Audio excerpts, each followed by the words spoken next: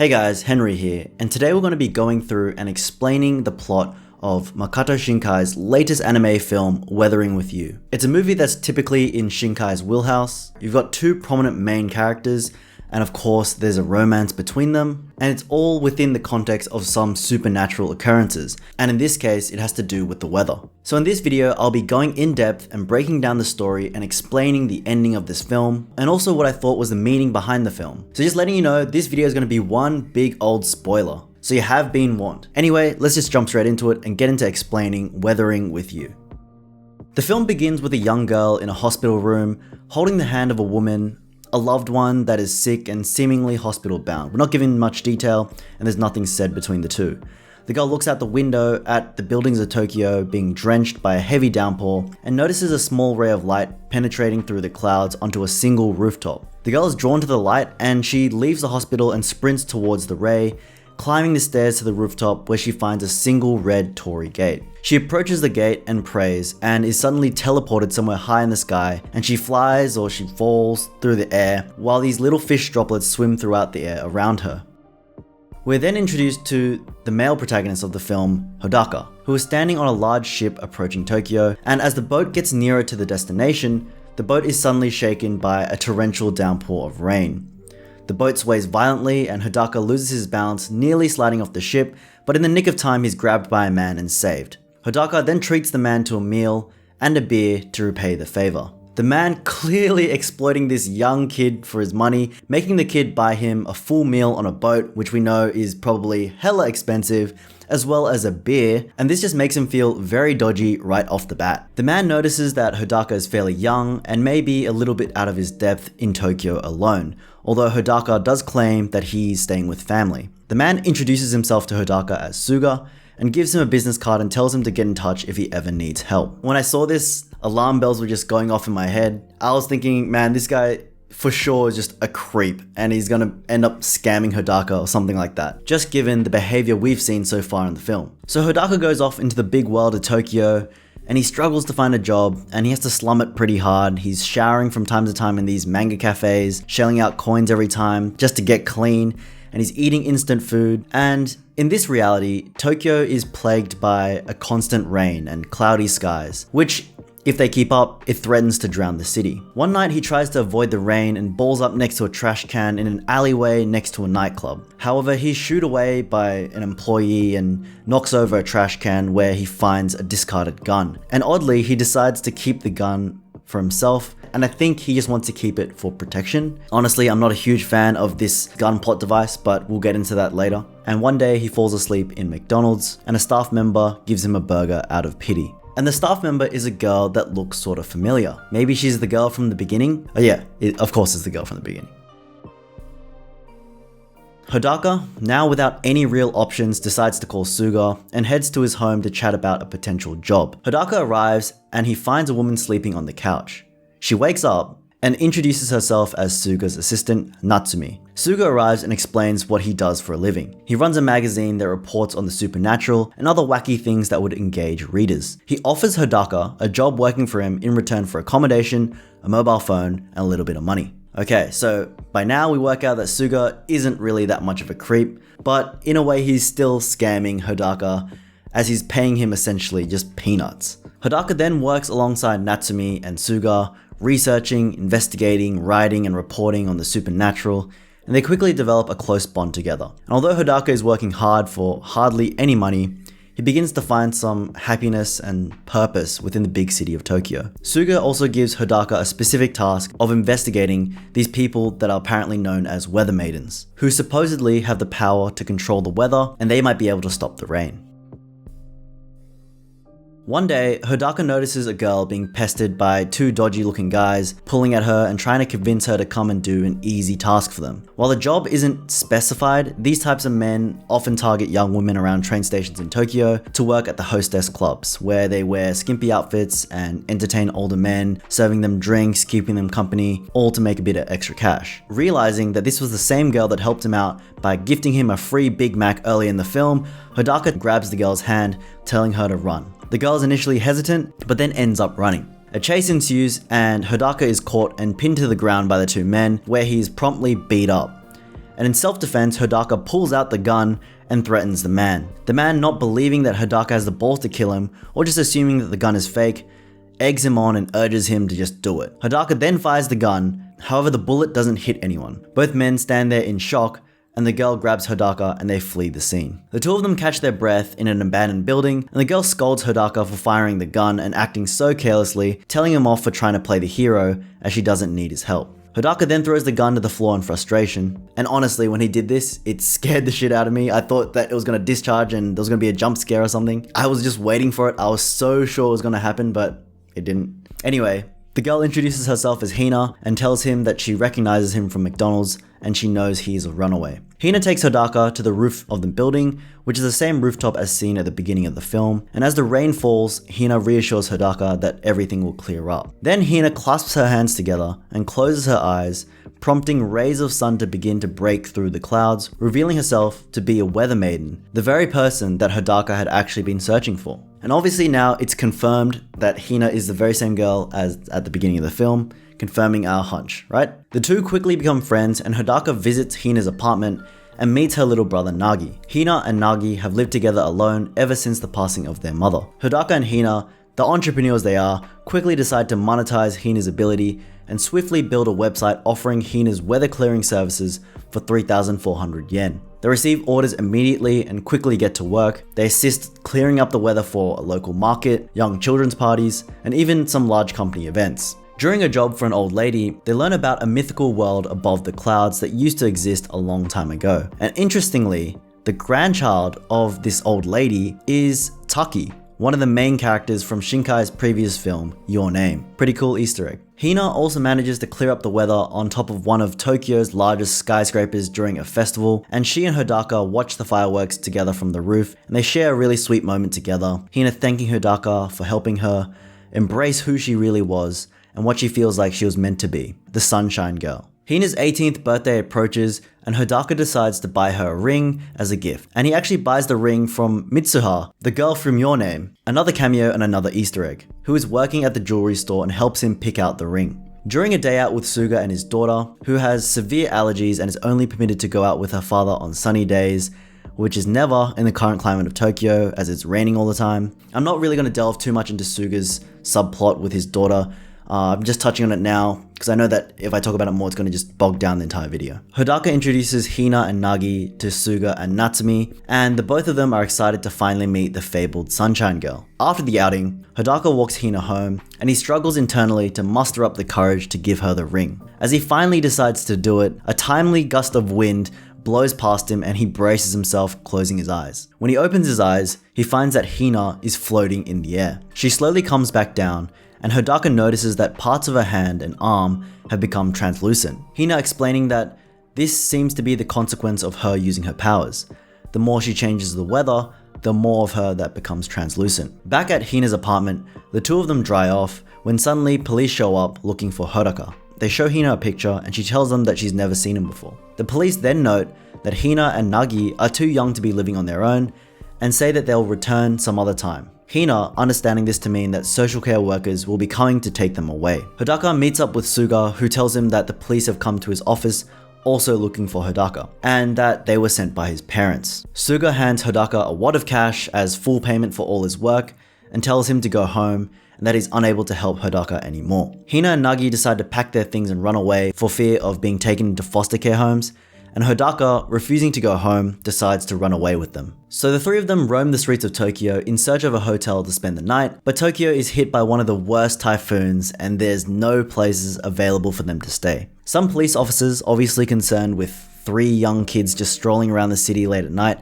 approach them and recognize Hodaka as the runaway boy. Hina inadvertently summons a lightning bolt which causes a parked truck to ignite and explode, and that quickly distracts the officers. Hodaka, Hina and Nagi then quickly escape and end up finding a place costing 30,000 yen for one night. Hodaka spending all the money given to him by Suga. Now having evaded the police and out of the rain, they're able to relax. They take a bath, raid the mini fridge, sing karaoke, all until Nagi falls asleep, with Hodaka praying that in this beautiful moment to let things stay as they are, having now finally found a sense of love and family. And now finally getting some alone time with Hina, Hodaka gives her the ring and Hina loves it. bringing tears to her eyes. She then asks Hodaka if he wants the weather to go back to normal, and he reluctantly says yes. But then she proceeds to give Hodaka some absolutely devastating news that as she uses her powers more and more, as we know, her body becomes more translucent, but now it's spread across her entire body. She tells Hodaka that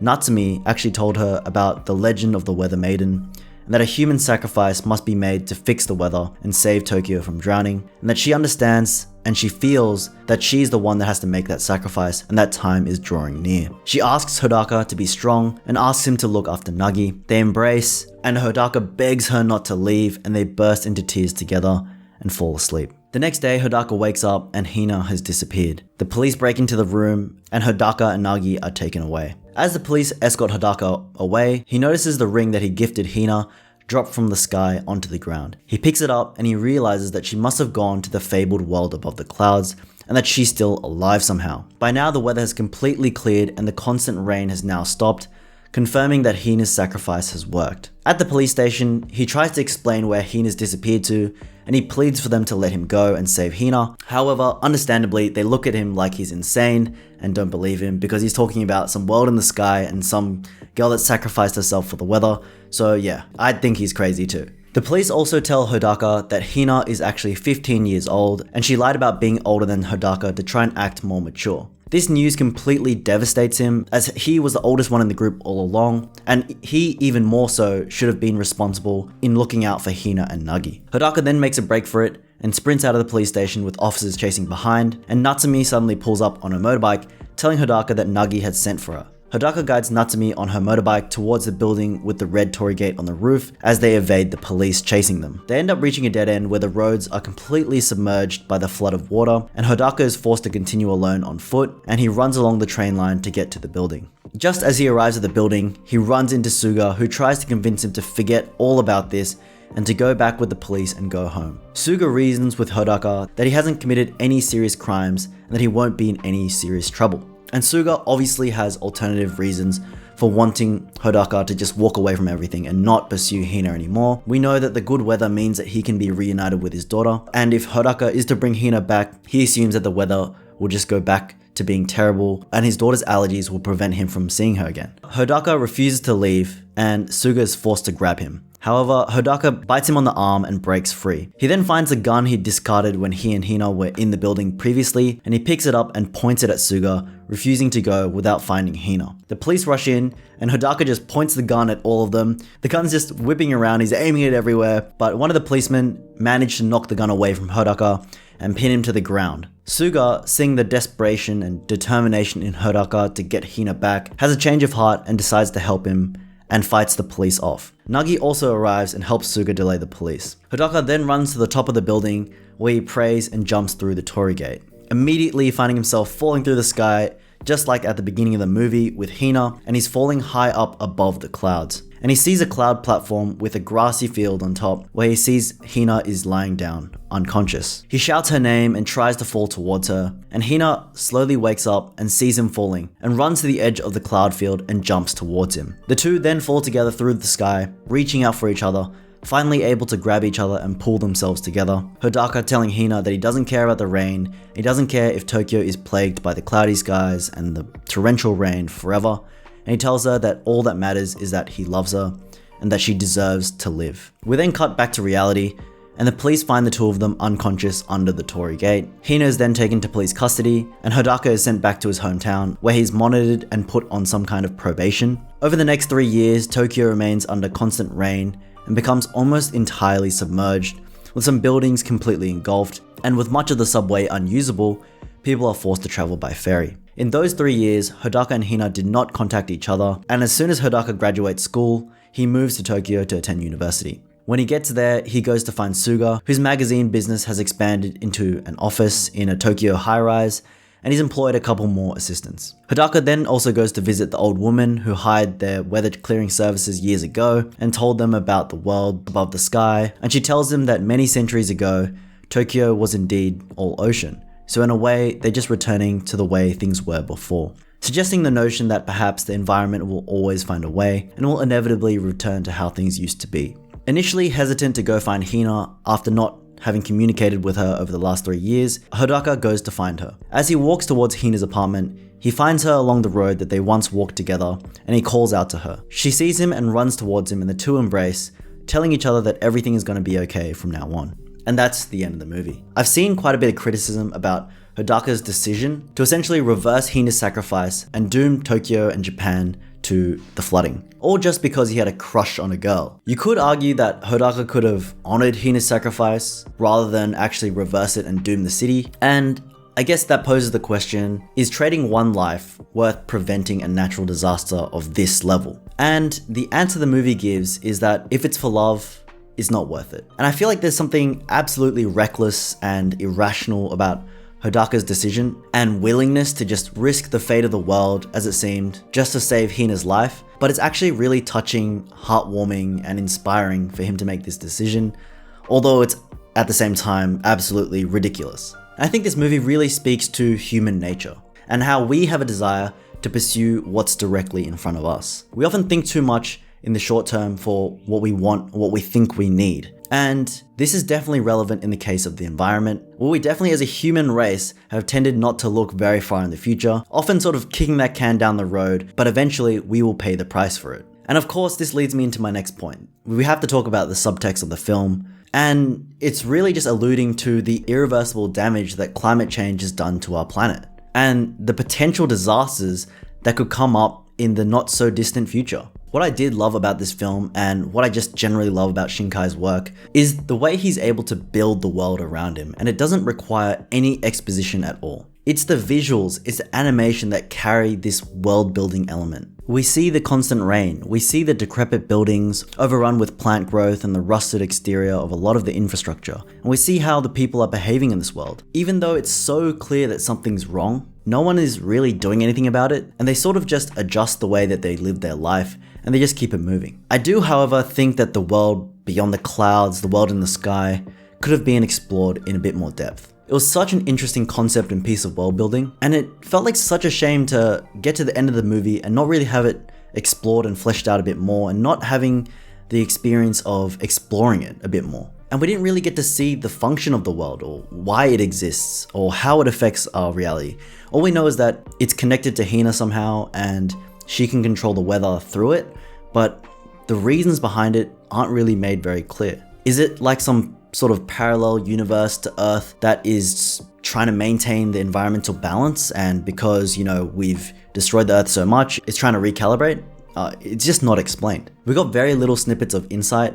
We had some people noticing the little water fishies floating in the air, and we get these schoolboys getting completely drenched by something from up above, but we don't really get a clear explanation as to what was happening then either. I just would have really enjoyed a further exploration of this world. While ultimately I did really enjoy this film, it definitely doesn't reach the level of some of Shinkai's other work, like 5 centimeters per second, honestly one of the greatest animes I've seen, and also Your Name, which had a really nice and tidy storyline, and everything fit together really beautifully, and I feel like the mythology behind that was explained in a bit more depth and had a bit more nuance to it. And I just feel like this film had a lot of story choices that didn't really fit very comfortably in the arc of the film. For example, having Hodaka and Hina immediately jump to the idea of monetizing her powers and using her powers for financial gain. It just left a bad taste in my mouth. Yes, I get that they're poor, and yes, I get they need money, but that being their first instinct just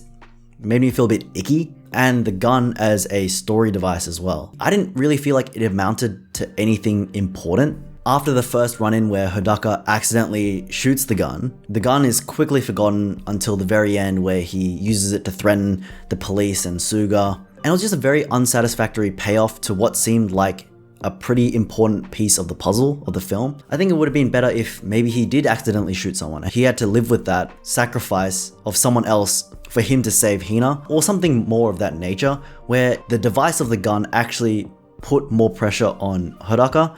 I feel like it was just there as a reason for the police to really get more involved and escalate it to a more serious level. I didn't really feel like it fit very well within the actual vibe of the film. And as I mentioned before, I feel like the exploration of the mythical cloud world just wasn't explored enough. There were like bits and pieces sprinkled throughout, but it didn't go into it with enough depth that I felt like I really understood what the world was. But maybe that was the intention, but at the same time, it just felt really unsatisfactory. And of course, this movie ends with a happy ending. You've got Hina and Hodaka finding their way back together after the 3 years, even if the world has to really suffer for it, because it's not their responsibility to save the world, right? They're just kids, right? And that's where the ending doesn't sit right for me. It sort of gives the message that, look, it's not their responsibility. They're kids. They shouldn't have to bear the burden of this responsibility. But in reality, it is the youth that will have to deal with the consequences of climate change. And it is the youth that has to take on that responsibility and not just rely on the excuse that we're young and the older people can just deal with it. Thank you guys for watching this video. Be sure to give me a big thumbs up and don't forget to subscribe to Cloudy TV for more content from me. What did you guys think of Shinkai's Weathering with You? Did you like the way it ended? Because for me, I was a bit iffy on it. Don't feel like it sat that well with me. Of course, a happy ending for the two protagonists, but not a happy ending for the world. Also, let me know where you think Weathering with You ranks among Shinkai's other films. I'm definitely interested to see whether people like this film better than Your Name or 5 centimeters per second, because I definitely have those two above this. So yeah, let me know in the comment section down below. As always, thank you guys for watching, and I'll catch you all next time.